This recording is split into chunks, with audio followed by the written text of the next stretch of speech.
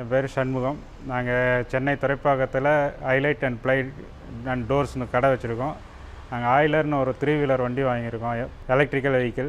அது வந்து எங்களுக்கு நல்ல பெனிஃபிட்டாக இருக்குது. வண்டி எப்போவுமே கண்டிஷன் நல்லாயிருக்கு, ஓட்டுறதுக்கு ஃப்ரீயாக ஸ்மூத்தாக இருக்குது. நீங்கள் 3/4 டன் வரைக்கும் நாங்கள் வெயிட் ஏற்றுறோம். எவ்வளோ பள்ளம் மேடுனாலும் ஈஸியாக அது வந்து வண்டி மூவ் ஆகுது. அதனால் எந்த பிரச்சனையும் இல்லை, வண்டி நல்லா போயிட்டுருக்கு. ஒன்ஸ் சார்ஜ் போட்டோம்னா 3 மணி நேரத்துக்கு ஃபுல்லாக சார்ஜ் ஏறிடுது.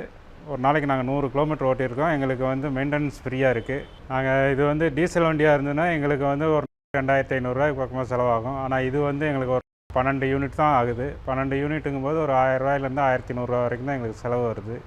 அதனால் இது வண்டி எஃப்சிக்கும் விட வேண்டியதில்லை, இதை லைஃப் லாங் ஓட்டிகிட்டே இருக்கலாம். நம்ம இந்த வண்டி வந்து நமக்கு மெயினாக என்னென்னா இதில் ஏர் பொல்யூஷன் கிடையாது, சவுண்ட் பொல்யூஷன் கிடையாது. அதனால் பப்ளிக்கு எந்த டிஸ்டர்பன்ஸும் கிடையாது.